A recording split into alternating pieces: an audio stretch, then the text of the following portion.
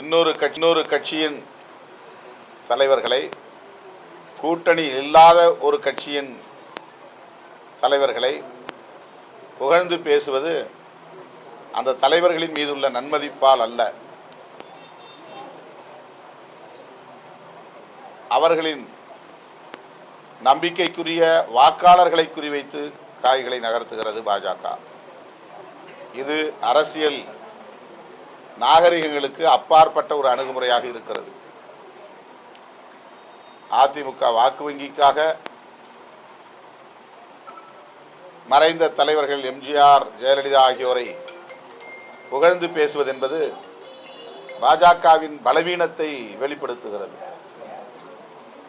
பாஜகவின் பலவீனம் ஒருபுறம் இருந்தாலும் அதிமுகவை பலவீனப்படுத்துவதற்கான முயற்சியாகவும் இது இருக்கிறது என்பதை அதிமுக தொண்டர்களும் தலைவர்களும் புரிந்து கொண்டு அதற்கேற்ப செயல்பட வேண்டும் என்பதை தோழமையோடு விடுதலை சிறுத்தைகள் கட்சி சுட்டிக்காட்ட விரும்புகிறது. தமிழ்நாட்டில் இரண்டாவது பெரிய கட்சியாக பாஜக உள்ளது என்று காட்டிக்கொள்வதற்கான பெரும் முயற்சியிலே அவர்கள் ஈடுபடுகிறார்கள்.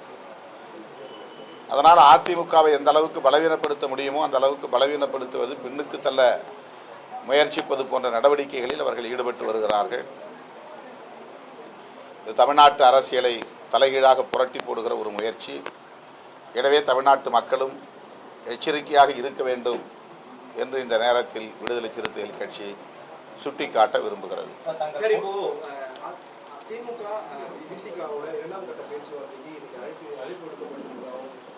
இன்னைக்கு இல்லை, நேற்று கூப்பிட்டுருந்தாங்க. நேற்று நான் போகிறதா இருந்தது. தவிர்க்க முடியாத நிலையில் நேற்று உயர்நிலை குழு கூட்டம் முடிவதற்கே 3 மணிக்கு மேலாகிவிட்டது. ஆகவே நாங்கள் உரிய முறைப்படி தகவலை தெரிவித்தோம்.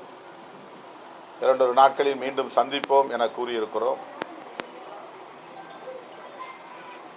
திமுகவுக்கும் விசிகாவுக்கும் இடையில் எந்த கசப்பும் இல்லை.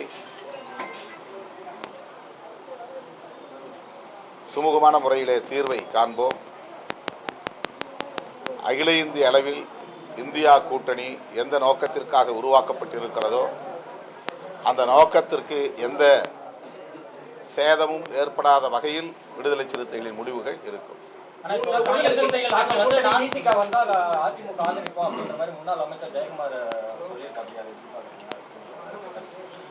அவருடைய கூட்டணி கட்சிகளை முதலில் ஒருங்கிணைத்து அவர்கள் ஒரு கூட்டணியை உருவாக்கட்டும். அதிமுகவோடு நட்பாக இருக்கிற பாமக, அதிமுகவோடு நட்பாக இருக்கிற பிற கட்சிகள் சிதறி கிடக்கின்றன. அதிமுக அந்த கட்சிகளை ஒருங்கிணைத்து பேச்சுவார்த்தை நடத்தி அவர்களோடு தொகுதி பங்கீடு செய்வதில் ஆர்வம் காட்டாமல் திமுக கூட்டணியில் உள்ள கட்சிகளுக்கு அழைப்பு விடுப்பது என்பது அவர்களின் உள்நோக்கம் என்ன என்பதை வெளிப்படுத்துவதாக இருக்கிறது.